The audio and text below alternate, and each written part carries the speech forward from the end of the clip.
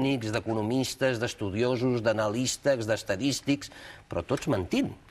O vostè té una bola que no tenen ells? Jo penso que no menteixen. El que passa és que jo penso que la informació es dona quan convé donar-la. L'exemple el tenim aquests dies.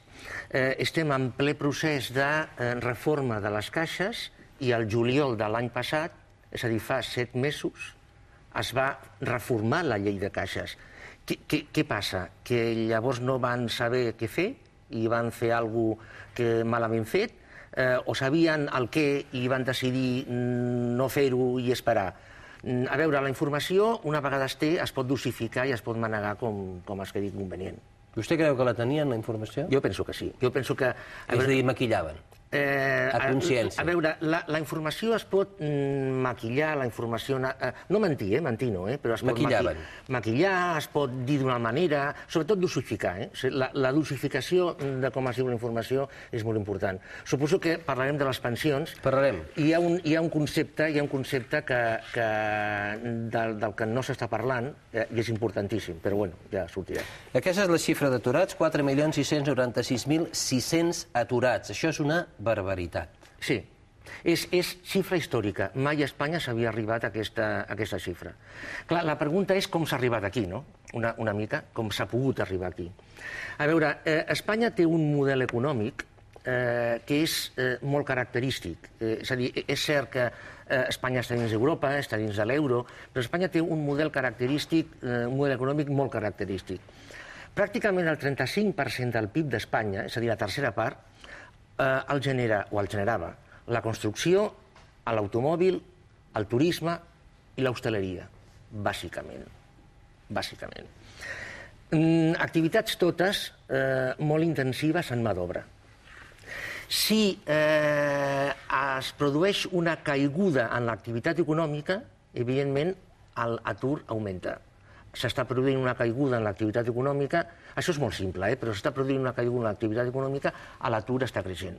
L'atur està creixent en nombre de persones, és a dir, no en taxa també, però jo crec que ara el més important encara que la taxa és el nombre de persones. El nombre absolut. La taxa, Espanya té ara actualment un 20,5% d'atur. No, 20,33. No, 20,5, una altra vegada. La informació correcta és 20,5, amb dades desestacionalitzades. El que passa és que com és pitjor, no es dona. Però la taxa real d'atur d'Espanya és del 20,5. 20,5, però el nombre absolut és el mateix o no? No, el nombre d'atur sí, el nombre d'aturats és el mateix. És el mateix. És el mateix, sí. Llavors, què és el que passa? La taxa d'atur d'Espanya no és històrica. Es va arribar al 24%, 24 i pico, a l'any 93, però el nombre d'aturats sí. Perquè, clar, ha crescut la població activa, ha crescut la població aturada. D'alguna manera, la mare de tot això, o l'origen de tot això, es pot veure en l'evolució del dèficit. Si em permet vostè... Ens aixequem. Sí, un momentet, sisplau. Deixi'm posar-li la pantalla bé i d'aquesta manera... Aquí la té. Vostè mateix. A veure, aquí en aquest gràfic tenim l'evolució del dèficit d'Espanya des de l'any 1998 fins al 2010. Tenim el zero, seria aquesta línia prima d'aquí. El que està per sobre és superàvit, el que està per sota és dèficit.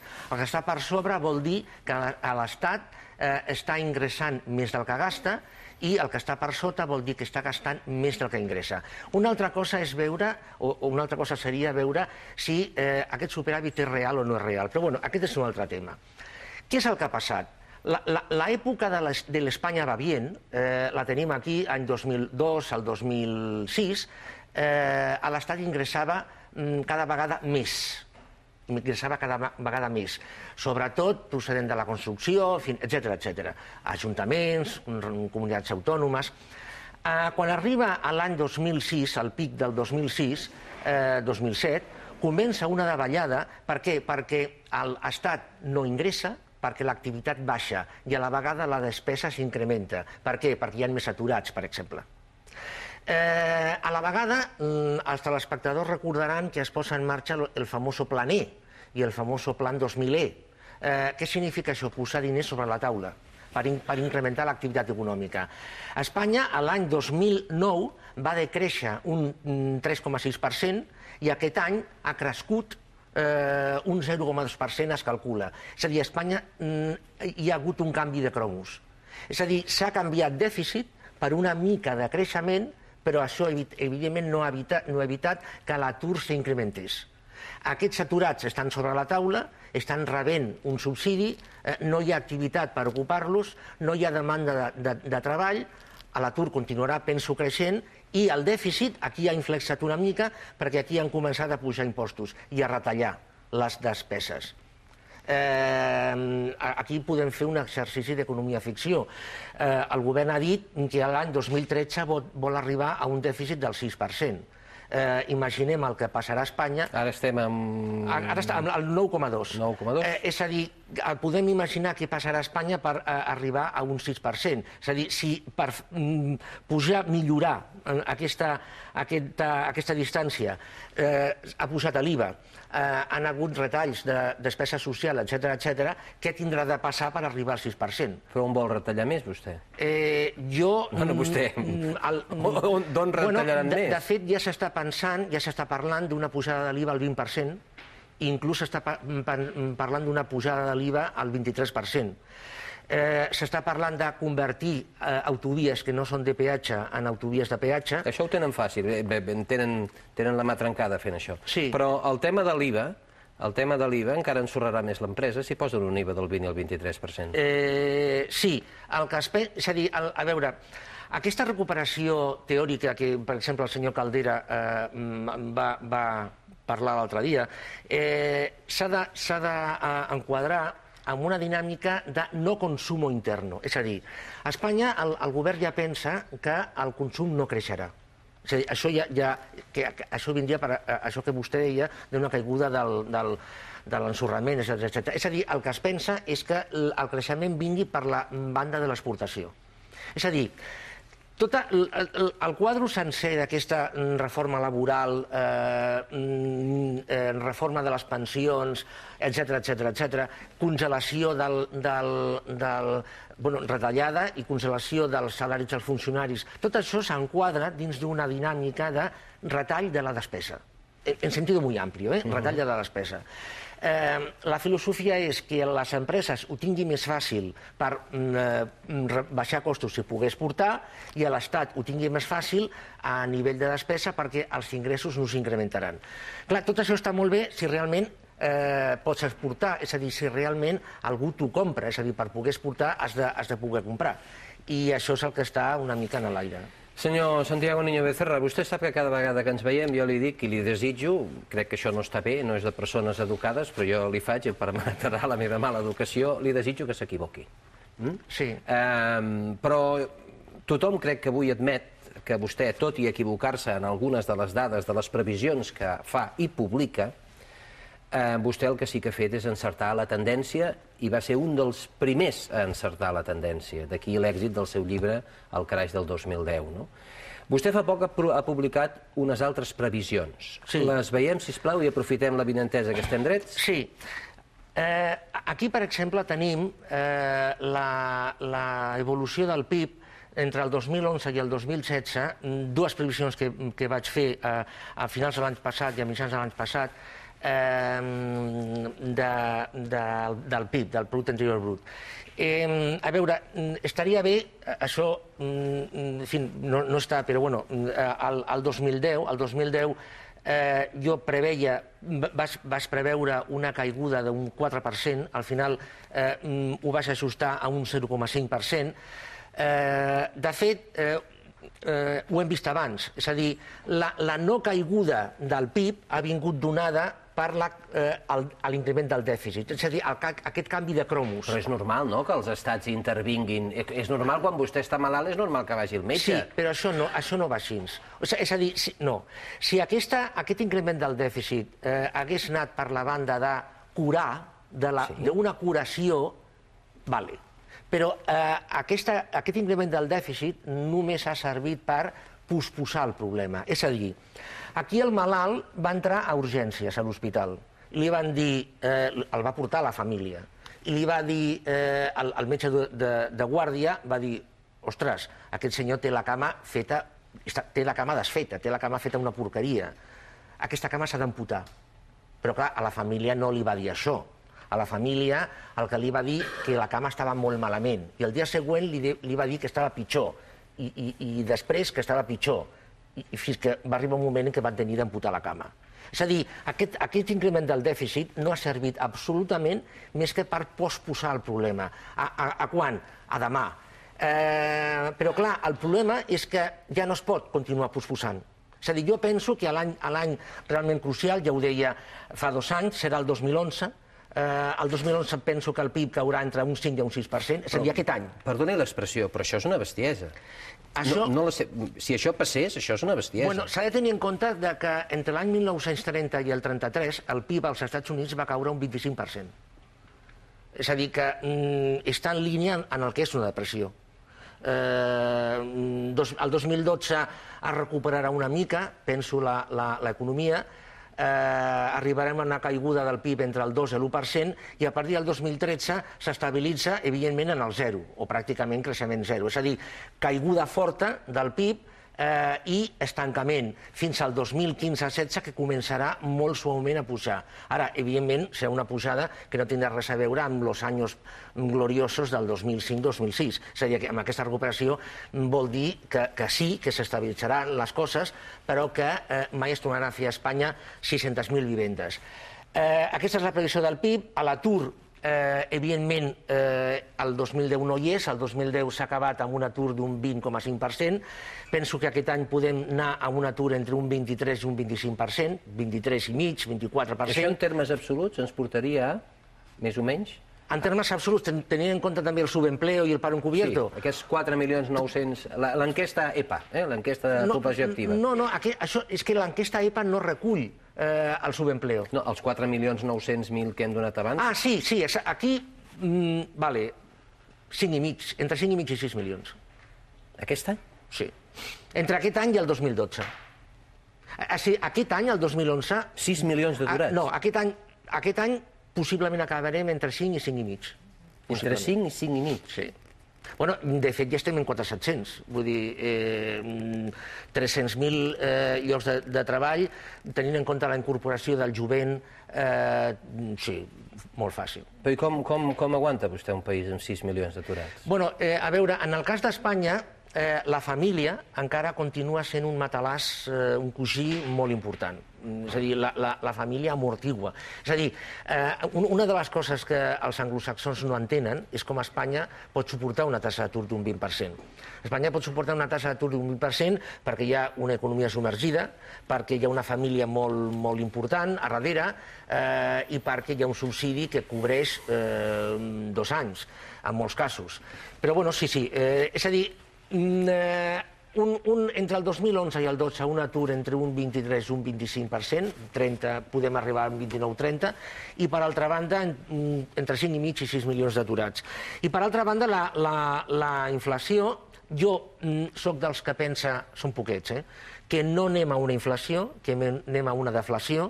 És a dir, jo crec que el 2011 els preus cauran entre un 0,5 i un 1%, i el 2012 o bé s'arribarà a 0 o una caiguda de l'1,5% i després començaran a pujar els preus. Per què? Avui hi havia Joaquín Almunia en una ràdio, crec que RAC1,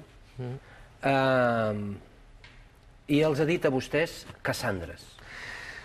Bueno, això és la història de matar al mensajero i, a veure, jo el que li diria al senyor... Perquè vostè acaba de dir deflació i això és el pitjor dels escenaris. Aquest és el pitjor dels escenaris. Sí, realment la deflació és molt dolent, que és el que va passar també a la depressió dels anys 30, a la Gran Depressió. A veure, per què jo penso que anem cap a una deflació? Perquè el consum s'enfonsarà. És a dir, a mesura que l'atur vagi creixent i a mesura que la gent no pugui tornar les deutes que ja té, no les noves deutes, no, les que ja té, s'ha de tenir en compte, per exemple, que el nivell de deute total a Espanya és del 400% del PIB. 400? 400%, sí. És a dir, les famílies al voltant del 90%, empreses un 120%, banca i caixes un 110% i entes públics un 67-68%. A mesura que la gent no pugui tornar els deutes, el consum s'enfonsarà. Els bancs, evidentment, si ara no donen crèdits, a mesura que passin les setmanes encara donaran menys crèdits, amb la qual cosa el consum de tots s'enfonsarà. Això farà baixar els preus. Penso que el petroli també baixarà, d'entrada, i després o s'estabilitzarà. I després, l'any següent també hi haurà una caiguda del consum i, evidentment, dels preus. I llavors, això és interessant, entre el 2012 i el 2013 hi ha una repuntada molt forta de la inflació perquè jo crec que els preus, sobretot els preus de les commodities, dels petroli, minerals, etc., s'utilitzarà l'increment de preus com una regulació del consum. És a dir, hi ha dues formes de reduir o racionalitzar un consum, que és pujant preus, hi ha tres, pujant preus, racionant el consum o una barreja dels dos. I a partir d'aquí una inflació molt estabilitzada. Per què? Perquè el consum, evidentment, quedarà molt estabilitzat. És a dir, que vostè creu, per exemple, les persones que tenen hipoteques i que encara les poden pagar no han de patir perquè se'ls augmentin els tipus d'interès, d'acord amb aquestes previsions? Jo penso que els tipus d'interès, que els tipus d'interès no pujaran. Per què? En una situació com aquesta, es veu millor aquí, en una situació com aquesta, pujar els tipus d'interès jo crec que és una absoluta bestialitat. I si Alemanya i França... Un moment. Per què? Perquè, evidentment, pujant els tipus d'interès, l'economia se desreactiva, és a dir, es frena. En una situació com aquesta, evidentment, no com aquesta. Llavors, el que sí que és possible és que Alemanya o França, que és el que vostè volia dir, forcin una pujada dels tipus d'interès. Ja. Però llavors, si Alemanya i França forcen una pujada dels tipus d'interès, aquí el que succeirà és que encara es posarà més problemes sobre la recuperació econòmica. Si es pugen els tipus d'interès, s'estarà posant sobre la taula que encara estem utilitzant el manual antic, encara s'està utilitzant el model antic, un model en el que, evidentment, els tipus d'interès deixaran de tenir importància. Li torno a desitjar que s'equivoqui, perquè a mi això d'aquí m'espanta, li dic sincerament. 6 milions d'aturats, pensi que ara, el mes de març, hi ha molta gent que quedarà, els aturats de llarga durada, perdran els 450 euros, en cobraran només 350 durant 6 mesos, sempre que demostrin que fan cursos de formació. Bueno, a veure, cursos de formació que s'hauria de veure si són útils o no, perquè clar, que a un senyor que ha treballat amb una colada contínua, amb una siderúrgia, li donin un curs de nova cocina francesa, jo no veig aquí la utilitat de la formació, però bueno. A veure, jo crec que aquest subsidi no s'acabarà. És a dir, és cert que ara ha hagut una davallada del 17% en el subsidi, però jo crec que es tornarà amb una xifra semblant dels 400 euros, pot ser 390, 410, ens quedarem... És a dir, 400 com una xifra mítica, un subsidi etern, un subsidi de subsistència, i aquí quedarà la congelada. És a dir, jo penso que no desapareixerà. El problema és que amb 400 euros no es pot viure. El problema és aquest. És a dir, hi haurà subsidi, però amb 400 euros no es pot viure, amb la qual cosa la gent es tindrà d'espavilar. Anem a seure, si li sembla, senyor Niño Becerra, perquè ens queden molts altres temes. Aquestes són les seves previsions. Repeteixo, desitjo que s'equivoqui una altra vegada. Ja ens tornarem a veure més endavant per comprovar-ho. L'actualitat de l'última setmana ha estat molta. Hi ha hagut moltes coses importants. Hi ha persones que han dit que la setmana passada era gairebé com històrica. Parlem de les pensions. Parlem de les pensions. Li sembla bé a vostè el que s'ha acordat pel tema de les pensions? A veure, és que jo començaria la pel·lícula aquesta de les pensions més enrere. És a dir, pregunta, deixant de banda si es congelen, baixen, no sé què, 65 anys, 67, és a dir, d'entrada deixant de banda tot això. Pregunta, Espanya tindrà diners per pagar pensions? Primera pregunta. Sí, vale. Sí, podem suposar que sí. Segona pregunta. Espanya tindrà quina quantitat de diners per pagar quines pensions? Per exemple, la pensió mitja ara, en aquest moment, a Espanya està en 908 euros. Per exemple, Espanya 2012, 2011, 12, 13, 14... Espanya tindrà diners per pagar de mitja 900 euros de pensió? No ho sé, jo no ho sé, Aquest càlcul, de tota manera, segur que s'ha fet, seguríssim. 800? 700? No ho sé. Jo crec que aquestes serien les dues preguntes bàsiques. A partir d'aquí, si la resposta és que no, que Espanya no té diners per continuar pagant aquesta pensió mitja, llavors s'ha de començar a pensar què es pot fer per adequar els diners que Espanya espera tenir per pagar les pensions, suposant, evidentment, que es vulgui continuar pagant pensions, evidentment. Vale. Resposta, sí, Espanya vol continuar a pagar pensions. Vale. El que ha fet Espanya és anar a ajustar les pensions per la banda dels treballadors. Una altra solució hauria sigut, per exemple, posar un impost que paguessin tots. Per exemple, a Dinamarca les pensions es paguen amb un impost. Bueno, aquí no, s'ha anat per la banda de l'ajust. Les pensions a Espanya, anant per la banda de l'ajust, per l'ajust dels treballadors, hi ha un parell de xifres, un parell de temes que la gent ha de tenir molt clar. Primera, agafant la reforma que s'ha fet a Espanya, la que s'ha fet, la realitat pura i dura és que de mitja les pensions com a mínim baixaran un 12%. És cert que Comissions Obreres ha fet un estudi que poden arribar a baixar un 20%. Però, bueno, ens podem quedar amb el 12% durant 5 anys. És a dir, que d'això no es parla. Del 12%, això ha sortit publicat a alguns puestos. El que diré ara, no. És a dir, a Espanya, ara, un dels punts de la reforma és que el que s'ha votat, el famós acuerdo social, tindrà una durada de 5 anys. I després de 5 anys tornarem a parlar d'una cosa que es diu clàusula de revisió. És a dir, quan arribi el 2015, es reuniran una altra vegada, en teoria, sindicats, govern i tothom, i faran una foto de la realitat. I diran, l'esperança de vida ha pujat? Sí? Bueno, doncs, esperança de vida, subido. Segona cosa, com estem de pasta? Pues mal, bien, regular. Apuntau. Faran una llista de coses i llavors, en base a aquesta llista de coses, veuran si es pot continuar pagant la mateixa pensió mitja o no. Si és que no, tindran de retallar coses. Per exemple, només a nivell d'exemple, suposem que estem al 2015.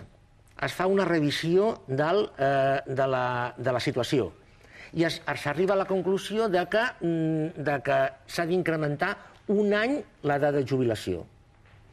Bueno, clar, vostè imagini's, després del follon que s'ha liat ara, que diguin que ja no són els 67, que són els 68. Bueno, l'altra opció és continuar amb el 67 baixant la pensió un 7%. Un 7% per any. Si són 2 anys, doncs un 14%. És a dir, important, la pensió mitja amb aquesta reforma baixarà. El senyor Caldera, el senyor Jesús Caldera, que ara és el representant en el Pacto de Toledo, ha fet unes declaracions que jo, sincerament, no entenc com una persona com ell les ha fet. Ha dit que si el PIB sube, si los salarios mejoran, les pensions no han de baixar. Home, clar, i si a Espanya es descobreix petroli i no sé què, doncs tots anirem en Ferrari.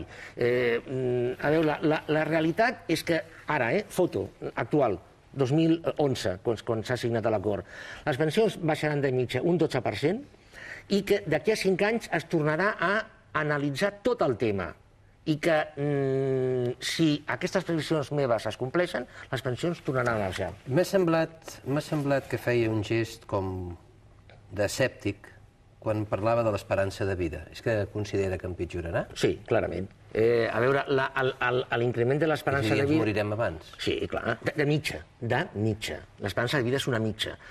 Perdoni, actualment, la diferència d'esperança de vida entre Pedralbes i Ciutat Vella són 6 anys.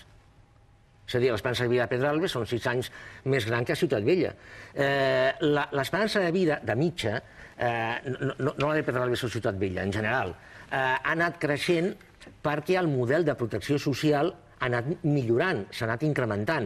Més pensions, més despesa sanitària, més. Quan comencin les retallades, començarà a baixar l'esperança de vida, però seguríssim. Senyor Santiago Niño Becerra, vostè sap que cada vegada que ha vingut a aquest programa tenim una lluita constant contra el temps, i en aquest moment ja estem lluitant contra el temps perquè m'estan avisant dels minuts que portem. Caixes i bancs. El govern espanyol pràcticament fa inviable les caixes. La Caixa anuncia que es converteix en banc. A veure, aquí hi ha dos temes diferents. Primer tema. El model de caixes, tal com li hem entès fins ara, és un model que neix al segle XIX. És a dir, la primera pregunta, és un model adient per al moment actual? A veure, jo crec que no és moment per contestar això. El model, parlo del model. Segona cosa, baixant de nivell. Les caixes, als anys 70, van donar un canvi radical. És a dir, fins als anys 70 vull dir la dècada del 1970, feien les coses d'una manera i a partir del 1970, la dècada dels 70, les van fer d'altra. Els van deixar descomptar lletres, etc. És a dir, a partir del 70, i cada vegada més, les caixes es van semblar més als bancs. Amb una diferència. Els amos dels bancs són els accionistes, perquè els bancs són societat anònima. Els amos de les caixes són els impositors. És a dir, la gent que té diners a la caixa o a qualsevol caixa té una part de la propietat de la caixa. Les caixes, per guanyar mercat, van començar a actuar com a bancs, a donar crèdits de forma salvatge. En proporció, més que els bancs. Amb el problema que els bancs podien fer una ampliació de capital o podien fer una emissió de bonus que les caixes no podien. A veure, sí que podien les quotes participatives, però allò és una altra pel·lícula. Bé, llavors, quin és el problema que tenim ara? El problema que tenim ara és que les caixes tenen... A veure, no estic parlant de cap caixa en concret. Les caixes, en proporció, tenen més problemes que els bancs. De fet, clar, la situació de les caixes o se les deixa quebrar o s'arreglen. Quina és la forma més fàcil d'arreglar les caixes? No dic que sigui la millor, la més fàcil, convertir-les en bancs, amb les implicacions que això tindrà. Li sembla bé? Sí. Convertir-les en bancs? És que jo penso que el sistema financer, no només espanyol en general, es tindria d'arreglar d'una altra manera. És a dir, es tindria de posar sobre la taula tota la porqueria que tenen bancs i caixes, amb aquesta porqueria crear un banco malo, amb els trossos que quedessin reconvertir-los, siguin de caixes o siguin de bancs, i a partir d'aquí actuar. Abans de passar al reportatge, perquè avui hem volgut complementar, com hem anunciat al principi, la seva entrevista amb l'opinió de dos professionals joves. Un és estudiant de la Universitat de Barcelona i l'altre és una llicenciada en Administració d'Empreses i exalumna seva, ara ho veurem de seguida. Però jo em pregunto, senyor Niño Becerra, caldria que es fes alguna investigació de la gestió d'alguna de les caixes d'estalvi, que per cert alguns dels seus directius s'han retirat amb un gran fons de pensions? Bueno, de caixes i de bancs també, no? I de bancs també. Sí, però caixes que sembla que sigui més pública, no? Per què no es fa això? A veure, és que indirectament hem entrat en una dinàmica amb l'entorn de quin és el grau o el nivell de culpa de les caixes i bancs a Espanya. A veure, jo penso que les entitats financeres, bancs o caixes, no han tingut cap culpa. És a dir, cap culpa de res. Bancs i caixes van entrar en una dinàmica de donar crèdits a qualsevol i qualsevol quantitat perquè era la forma de créixer. Si no s'hagués fet això, no s'ha hagut créixer. Llavors, o es creixia, o es donaven crèdits o no es creixia. Creixement significa més ocupació.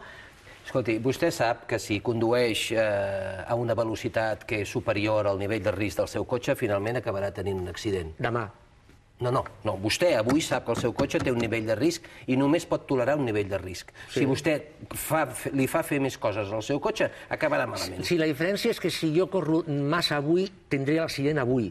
Sí, però amb una caixa o amb un banc que va entrar en aquesta dinàmica de crèdits massius, l'accident vindria demà. El problema és la gent que està aturada que no és necessària. És a dir, és el gràfic que sortia aquí, no? És a dir, El model productiu evoluciona cap a una banda i hi ha una població activa que no és necessària. Què es farà amb ella? D'això no parla ningú. No parla ningú. Senyor Niño Becerra, problemes amb el temps. Ens queden dos gràfics, ens queda el dèficit fiscal, no fos cas que ara aquí tampoc tractéssim el tema fiscal. Ens aixequem, sisplau, però són 2 minuts, només els que tenim, sisplau. Dèficit fiscal. A veure... Balança fiscal. Sí, en dues paraules. El sistema de financiar... Això ja veuran els espectadors, que d'entrada sembla que no tingui res a veure amb l'altre, però té molt a veure. El sistema de financiació a Espanya, excepte per Navarra i per al País Basc, per Euskadi, que tenen un sistema financer a part, funciona per tots igual. És a dir, hi ha una agència tributària central que recull els impostos i que després dona a les regions diners. Al marge, les regions tenen uns impostos, però són molt petits. Bé, clar, evidentment, hi ha unes autonomies que recullen més diners, ingressen més diners que altres. Per exemple, Catalunya, fixeu-se, està aquí a dalt. O altres, com per exemple Astúries o Extremadura, que no recull. És a dir, el dèficit o el superàvit s'ha d'entendre al revés. És a dir, professor, per anar una mica més de pressa, vol dir que si Catalunya tingués un finançament millor, avui, per exemple, divendres, per exemple, el govern de la Generalitat no hauria d'haver fet aquesta retallada brutal del 10%? Sí, i a més posarem exemples. Catalunya té un dèficit del 8,7% del PIB. Aproximadament uns 12.000 milions d'euros. El doctor Mascolell fa uns dies va dir que Catalunya necessitaria una finançació extra de 10.000 milions. Si aquest dèficit fiscal desaparegués, Catalunya cobriria les seves necessitats financeres. Però això és utòpic.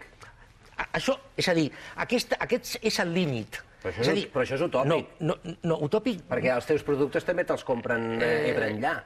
Sí, clar, i evidentment, sí, clar, però, perdó, si anem per aquesta banda, podem també veure el tema de les balances comercials. O sigui, aquest és el tema de la balança fiscal només. Això no té res a veure amb l'altre, perquè al cap i a la fi l'IVA no es queda aquí, va a Madrid.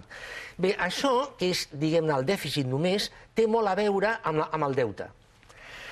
Això sembla una amanida de coses, sí, però està molt clar. Aquí està Catalunya. Catalunya té, hem dit abans, té un dèficit d'un 8,7%. Aquest és l'eix del dèficit. Però a la vegada, Catalunya, evidentment, té un deute d'aproximadament un 15%. Catalunya té un dèficit d'un 8% i té un deute d'un 15%. Si Catalunya tingués un dèficit utòpic, com vostè ha dit, del 0%, la seva deute estaria molt més a baix. És a dir, com Catalunya té dèficit, està obligada, està forçada a endeutar-se. Per posar el punt final, el millor per una comunitat autònoma és que sigui aquí? Aquí, clar. Evidentment, dèficit zero, deute zero. Finalment, són viables? És viable el cafè per a tothom? No, inviable totalment. És a dir, el senyor Aznar jo crec que va tenir raó, totalment tota la raó, quan va dir el que va dir. La pregunta seria per què no va dir-ho quan ell era president del govern, però bueno, això és una altra història. Senyor Santiago Niño Becerra, no tenim més temps, hem de posar el punt final i agraeixo una vegada més que hagi vingut a aquest programa a exposar les seves previsions i a dir la seva opinió sobre la situació econòmica d'aquest país. Gràcies per haver vingut. A vostès.